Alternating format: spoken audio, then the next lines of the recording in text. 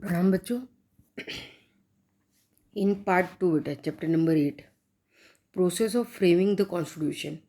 Part 1 में बेटा हमने कॉन्स्टिट्यूशन के डेफिनेशन और उसके इम्पोर्टेंस को क्लियर किया था। In part number 2 we learn about the process of framing the constitution. Before independence, the British government on 25th March 1946 handed the duty of the cabinet mission of 3 members to find a solution to the question of India's independence. On the basis of recommendation of the cabinet mission, the Constituent Assembly was continued and the structures of the constitution was decided. Okay, beta, that the particular journey start on the 25th March 1946.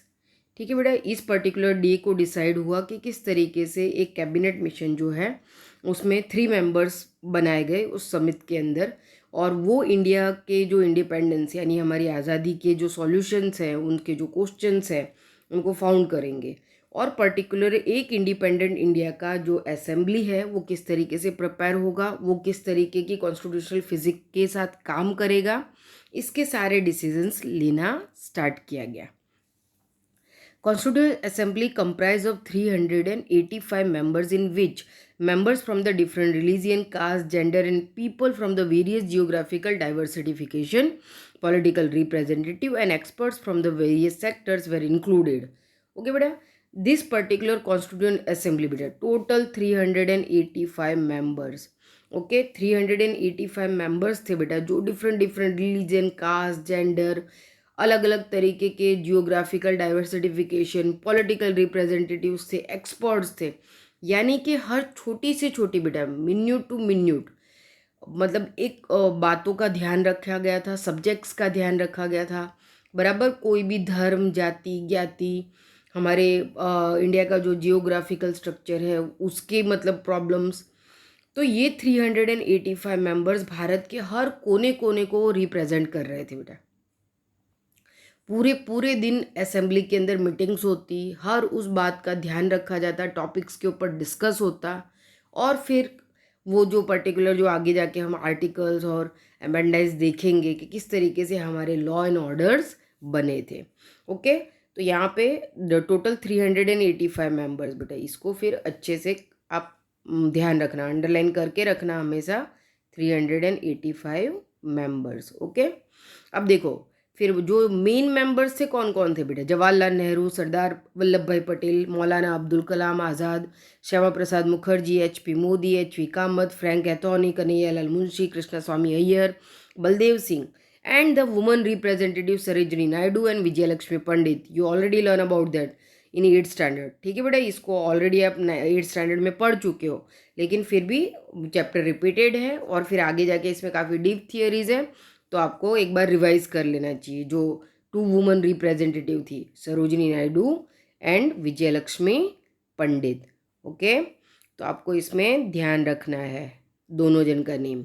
And constitution assembly, Dr. Rajendra Prasad was the president of the Constitution Assembly. A drafting committee was appointed to draft the constitution under the chairmanship of Dr. Bhimrao Ambedkar. Who is the president of the Constitution Assembly? Dr. Rajendra Prasad. But who is the president or the chairman of the drafting committee? Doctor Bhimrao Ambedkar. हमेशा ये दोनों questions में बेटा आप अक्सर confuse हो जाते हो बराबर। कॉन्स्टिट्यूशन असेंबली का हेड कहा जाता है बेटा डॉक्टर राजेंद्र प्रसाद, और ड्राफ्टिंग कमेटी के हेड, प्रेसिडेंट या चेयरमैन कहे जाएं तो डॉक्टर भीमराव आम्बेडकर का नेम आपको कंप्लीटली आपके माइंड में क्लियर रखना है। Okay, drafting committee head, president और chairman Bhimrao Ambedkar, but constitution assembly's head doctor Rajendra प्रसाद।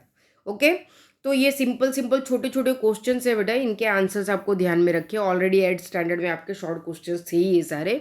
अब देखो third paragraph, the constitution assembly met for 166 sections. ठीक है बेटा, total 166 session over a period of 2 years 11 months and 17 days। Okay, 8th standard में आप 18 days पढ़ते थे, बट कुछ आवर्स के हिसाब से 17 days, यानी मैं जो अक्सर बोलती हूँ कि लगभग 3 साल का टाइम पीरियड लगा था। 166 टाइम जो है सेशंस बुलाए गए थे बेटा। इन 166 सेशंस में 385 मेंबर्स ने बैठकर बेटा छोटे छोटे छोटे छोटे हर सब्जेक्ट्स के ऊपर डिस्कस करके हमारे कॉन्स्टिट्यूशन को ऐसा बनाया था. Members of the assembly has discuss the threadbare each and every details of the provisions keeping in concern the matter of constitution of the different countries.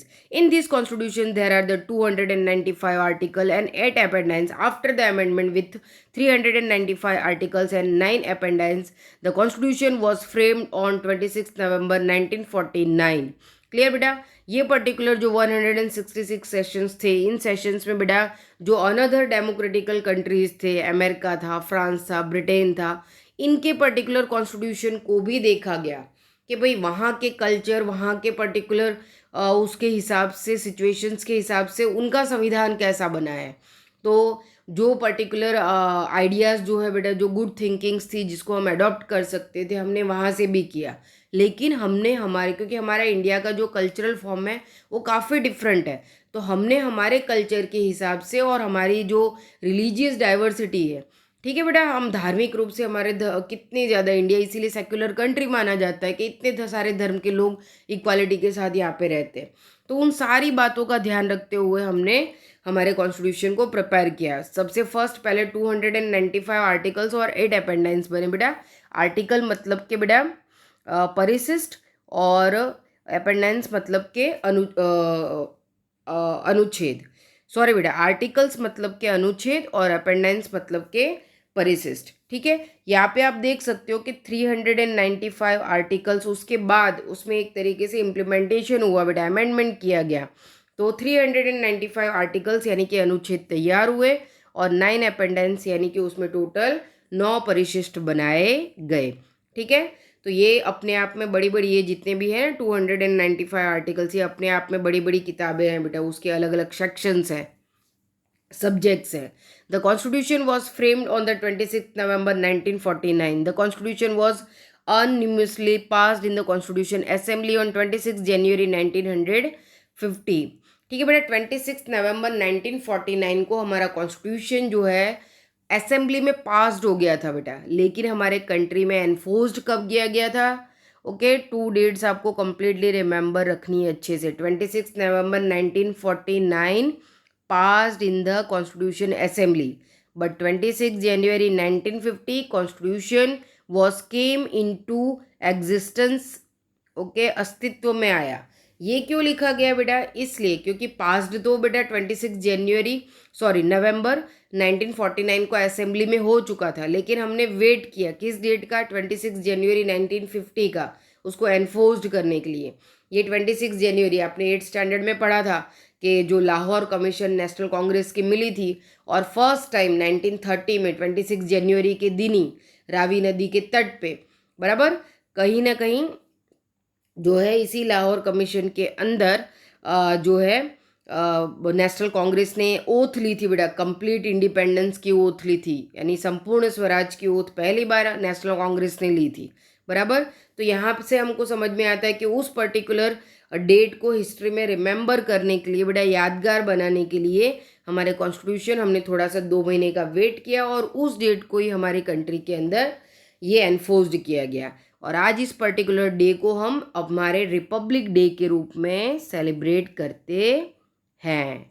Okay, then thereafter every year on 26 January we celebrate the Republic Day with the national fervor. In the Indian Constitution we have 4 lions as the national emblem. हमने हमारे Indian constitution में हमारे emblem के रूप में बेटा, national emblem के रूप में 4 लायन फिगर्स को लिया है अशोका स्तंभ के. ओके, और हमारा जो नेशनल स्लोगन है वो है सत्यमेव जयते. ठीक है, 4 lion figure as a national emblem and national slogan is the Satyamev Jayate, truth will always win, सत्य की हमेशा विजय होती है. The constitution provide for the citizenship rights and duties of the people, directive principle of the state policy, union state relations, elections, emergency provisions. Thus, the Constitution of India is the most detailed and elaborated national document.